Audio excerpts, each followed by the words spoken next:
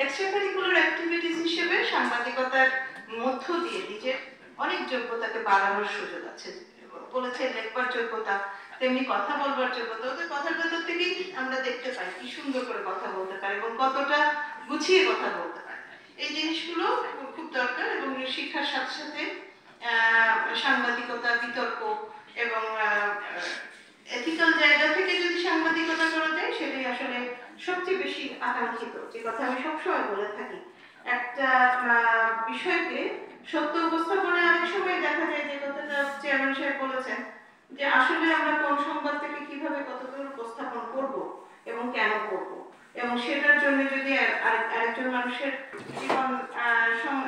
জীবন নাশের সম্ভাবনা তৈরি হয়, সেই ধরনের সংবাদটাকে আমরা কিভাবে উপস্থাপন করব, কোন কাজটা সাংবাদিকের, কোন কাজটা পুলিশের, সেই জায়গাগুলোকে এথিক্যাল জায়গা থেকে বিবেচনা করবার বিষয়টা খুব গুরুত্বপূর্ণ। অধিকাংশ ক্ষেত্রে আমরা দেখি যে আসলে সংবাদপত্রগুলো সেই সংবাদগুলোতেই ফোকাস করে যেগুলো পপুলার হবে, মানুষের আগ্রহের জায়গা হবে, এবং সেগুলো খুব পজিটিভ নিউজ অনেক সময় না, অধিকাংশ ক্ষেত্রে নেগেটিভ নিউজগুলোর প্রতি মানুষের আকাঙ্ক্ষা আগ্রহ খুব বেশি হয়। সেই জায়গায় আমার কাছে যেটা মনে হয় যে আসলে আমাদের পপুলারিটির জন্যই শুধু কাজ করবো তা হওয়া উচিত নয়। যা আমাদের অর্জন, যা আমাদের অ্যাচিভমেন্টস এবং যেগুলো একটা পজিটিভ ইমেজ তৈরি করতে পারে, সেটা একজন ব্যক্তির হতে পারে, সেটা একটা প্রতিষ্ঠানের হতে পারে, সেটা দেশের সমাজের হতে পারে।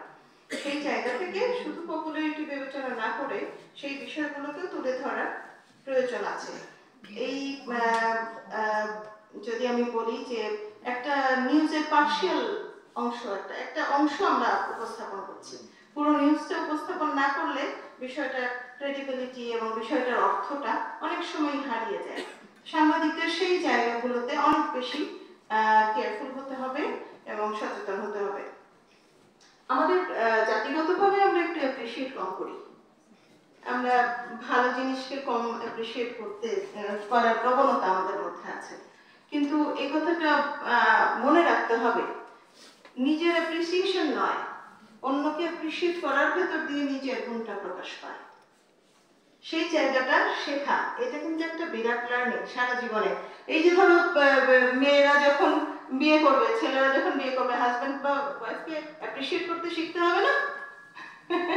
খুব একেবারে সাধারণ কথা বললাম, মনে হবে যে কেন এই কথা বলছি, কিন্তু সংসার চলতে গেলে একজন কলিগ যখন কোনো ভালো কাজ করেন সেটাকে যেমন অ্যাপ্রিসিয়েট করতে হয়, পরিবারের ক্ষেত্রেও সবাইকেই।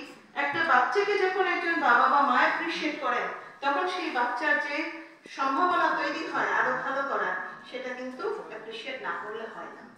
সেই জায়গাগুলো কিন্তু বোঝবার প্রয়োজন আছে, এবং সেখানে ভাবতেই পারি আমরা যে আমাদের সংবাদপত্রের বা মিডিয়ার কি অবদান। প্রত্যেকটা পর্যায়ে অ্যাপ্রিসিয়েশনের জায়গাটা যদি আমরা আপহোল্ড করতে পারি, এই জায়গাগুলোর ভেতর দিয়ে গঠনমূলক সমালোচনার মধ্য দিয়ে আসলে উন্নয়ন সম্ভব। আমি যদি শুধু ক্রিটিক্যালি কোনো জিনিসকে অ্যানালাইজ করে ছেড়ে দিলাম, কিন্তু আমি সেটা একটা অল্টারনেটিভ চিন্তা করলাম না, অথবা একটা অপশন দিলাম না, অথবা ভাববার শুধু সুযোগই করে দিলাম, কিন্তু আসলে গঠনমূলকভাবে কি করা যেতে পারে সেটা বললাম না, তখন কিন্তু একটা ব্যাপক তৈরি হবে। সেটা কিন্তু আকাঙ্ক্ষিত নয়, বরং আকাঙ্ক্ষিত হবে যে না, এইভাবে বিষয়টাকে আমরা দেখেছি এবং আমাদের মনে হয় এইভাবেও করা যেত অথবা করা যায়। Can we think in a constructive way? এই জায়গাগুলো খুব গুরুত্বপূর্ণ।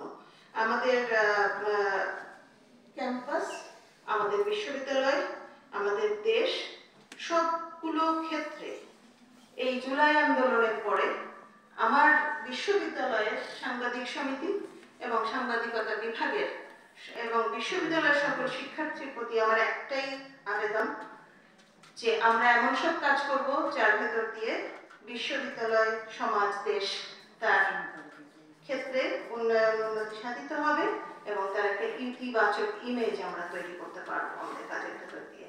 এটুকু বলেই শেষ করছি। সকলকে ধন্যবাদ।